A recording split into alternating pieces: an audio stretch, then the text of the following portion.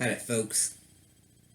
Welcome to the Lawrence Jameson Show, the question and answering version, number 1. First of all, Lawrence wanted me to address an issue that we've had a week or so ago. We put out a video, and there was some negative response to it. Mainly along the lines of how does this redneck cowboy with 30 subscribers get his hands on the box set for $40K and then come blowing his horn all about it. That was mainly what we wanted. But all I'm gonna say is this: we ain't got many subscribers yet, but every one of them is a special. Every one. They're the kind of subscribers that's gonna watch every video we put out religiously. Some of them will watch a video over and over again. Hell, we had a lady over there in Bossier City, Alabama, that watched a video of me 300 times in a row without stopping.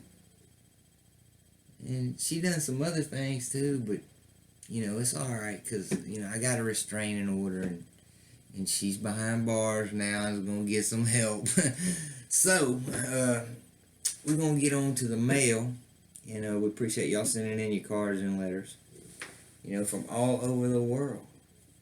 Our subscribers and our fans, are sending in these cards and letters from all over the world. And all of them saying, we enjoy your show and this and that, and asking questions. So we decided to have a question and answering session. And I'm going to start it off. I'm just going to select take one off the top right here. I don't know, we'll find out who it is, and we're going to do a little question and answering if they got any questions in here. This is from Dave Buster from Sasquatch, Oregon. Alright, Dave Buster. What you got, Dave? Shit, Dave. You get in everything. Dave says, Dear Lawrence, it's fairly obvious you are an uneducated redneck. But I heard you pronounce it Layz-gun and Layz-cannon. WTH is wrong with you. LOLOL. Get with it, Dave Buster. Well, Dave Buster, you heard right. I've been saying Layz-cannon for 30 dadgum years. Let me tell you why. And we're going to end it because I done argued all up and down the internets with all kind of slickers. And let me tell you.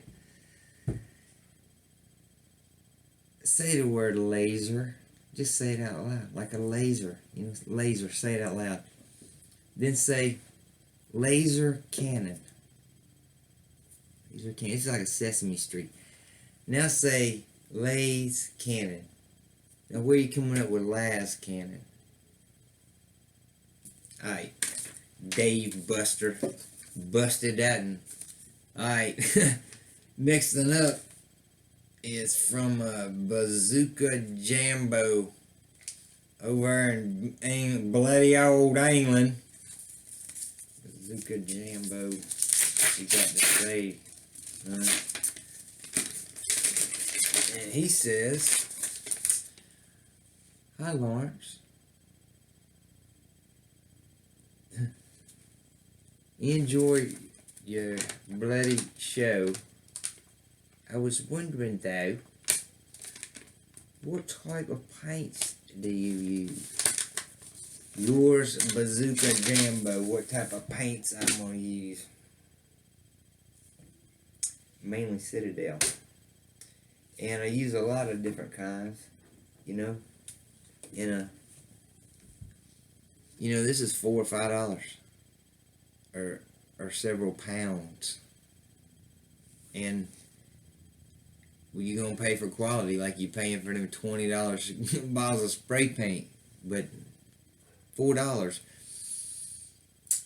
you do get quality out of them. And now I got on board a little while ago with their base coat, layer, all that system, because from before I was just buying whatever color I wanted that I liked off the shelf from them, even up until a few months ago. Just and trying to base coat with their layers, man, can be a chore. You can do it, but that base coat just don't got the pigment count of them base, you know, ones. The layer ones, I'm saying, don't have the pigment count of the base coats. Now here's another one, man. These craft paints, and I ain't saying this just because they're made here in my hometown, up here in Georgia, but these dadgum folk art that you get, Hobby Lobby, Craft Marts, and things like that, you know, even Walmart's got them. It ain't a bad paint, man. Basically for you black and white, I use it for my black and white. I run through so much black and white. If I was to buy it at $4 a pop, I couldn't even run my farm here. So I gotta buy this craft paint to run through here. And luckily they don't gotta tote it too far down the road, because like I said, I live in the same town they make it in. That's good.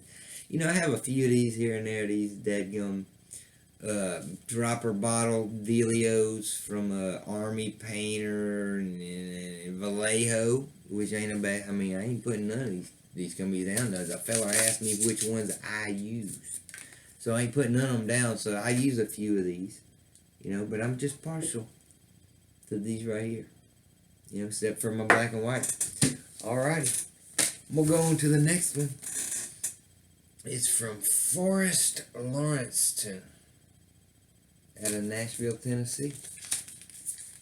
Well, dadgummit, Forrest Lawrenceston. I ain't got my freaking guitar on me there. I'll play you a song, because I do a lot of work up there in Nashville. But, you know, I'm having to fool with these dadgum letters that are writing songs. It's alright. Forrest Lawrenceston, dear Lawrence, my name is Forrest Lawrenceston. I know that. Isn't that funny?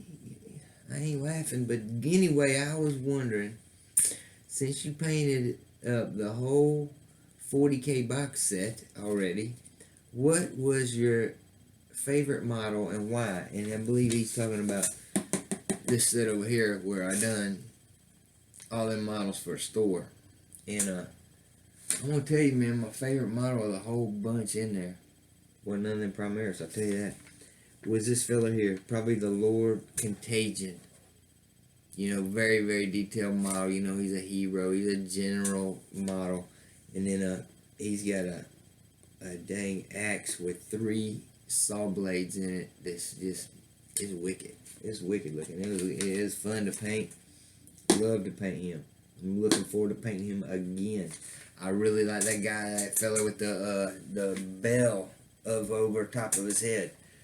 I liked him a lot. And some of them plague walkers was real. I mean, it was real easy to paint now, of course, like I sketch painted them, but I really like them. No, I'm gonna go ahead and give you a bonus there, Forrest Lawrenceston. I'll tell you the ones I didn't like the most.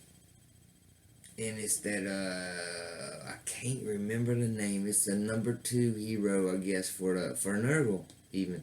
And he's casting a cloud of flies, and he just don't. That's the only model of them Nurgles that just didn't do it for me. You know, he probably got some great powers on the dang tabletop. I mean, that's the way it usually goes with them, you know, miniatures I don't like, or the ugly ones, you know, they're great on the tabletop. So there you go, Forrest Lawrenceston. Here's your postcards from dang volcanoes and people living in volcanoes. Here's one from over in Berlin, Germany. Horst Weasel from Berlin, Germany. Let's see what he has to say over there. Germany. I spent some time in Germany myself. fighting against World War III. That's another long story. But anyway, this one was Allo Lawrence. Greetings from Deutschland. I watch your shows all the time and I am wondering, do you like to mark the wounds taken or the wounds left? So what he's trying to say is there, do I like to mark the wounds taken or the wounds that's left on a model? Now it depends, man. Because if it's one that has 2 or 3, I say this is almost like my rule of thumb. Up to 3 wounds, I'm gonna mark it with wounds taken. Because that allows him to carry around a couple of skull markers or whatnot or whatever kind of, wound markers I'm trying to put on him. He can carry a couple of them. I ain't carrying 6 and 7. That's absolutely ridiculous. I ain't doing. But so that's why I don't want to mark him with the wounds, taken unless he's 3. Now if he's over 3, big hero models and stuff like that, I'm gonna mark him with a, I'm usually marking him with a die. Now, I know that Games Workshop just come out with a daggum set of what wound markers they're going to call them. It's a damn 10-sided dice. That's what it is. Now, like I was saying, I had one laying up here I done forgot about. I use these little skulls from some way back version of damn Warhammer, I believe, or something that came in as wound markers a lot of times up to 3. Now, these 10-sided dice, man, I'll use them in a damn pinch for a wound marker for some kind of hero. But, man, it's just, they don't just really index which side is up as well as my favorite, a 12-sided die. Now, 12-sided die lays up there and it's got them damn pentagon-shaped sides to it. So there ain't no doubt which side is up. On one of these lists, got a damn soccer ball. So you don't never hardly use a 6-sided dice unless it's completely different from the ones that you and the other players or whatnot is rolling on the board. You never want to use a wound marker. That's the rule of thumb there, dang Horst.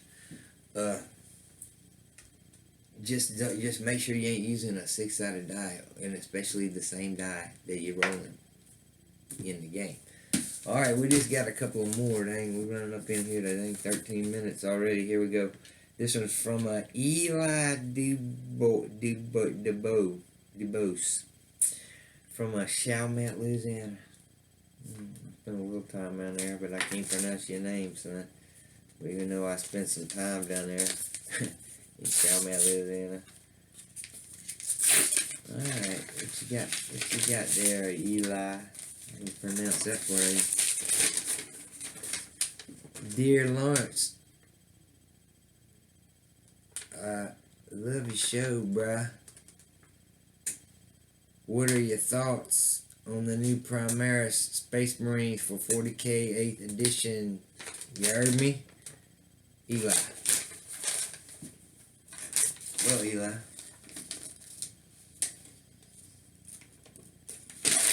You done touched on a subject that is very hot right now. The daggum Primaris Space Marines. And I was disappointed when I seen them. I painted up the whole daggum set of 22 of them things.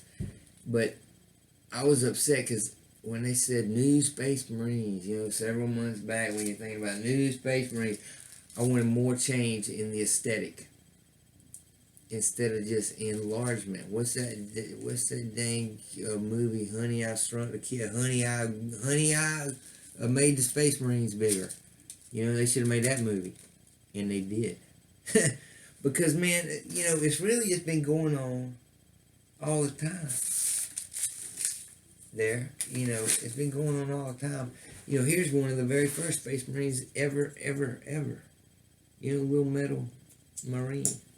And he's a little tiny feller. And then here's an Advanced Space Crusade Marine. They got a little bit bigger, dang, whole head taller. You know, and then it wasn't long before you had that thing, you know, one of the plastic sets with the, I don't know which mark I've done. I'm tired of Mark 8, I believe, is the first. This is the first version of them, I believe. And then, you know, he's another head taller. You know, here's the same version of that same thing just a few years later. He's another head taller. And what I don't have a Primaris here. I give him when I finish painting. But then Primaris is another head taller. You know, they're as big as Sigmarines out of Age of Sigmar, the Stormcast Eternals. They're as big as that. But this has always been going on. You know, it went on with the Terminators. Alright, look at here. Here's one of the very first Terminators they come down the pipe with. It's a metal Chaos Terminator. Look at that shorty. Got chain fists. Look at that. He's nice. Back then. You know, and then come, you know, these.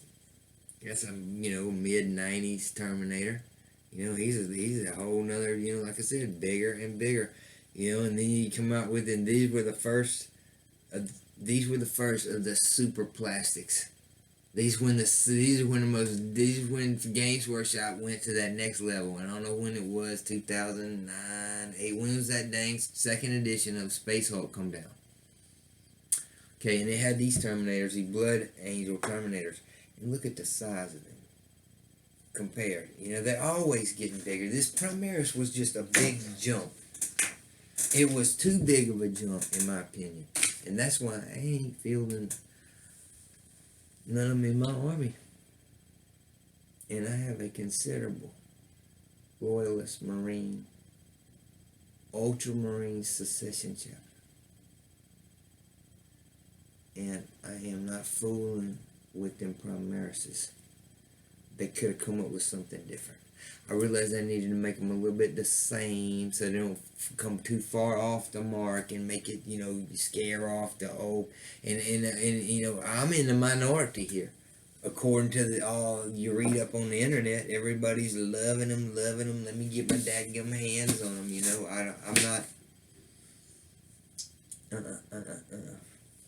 I'm going with these Nurgles out of that box set.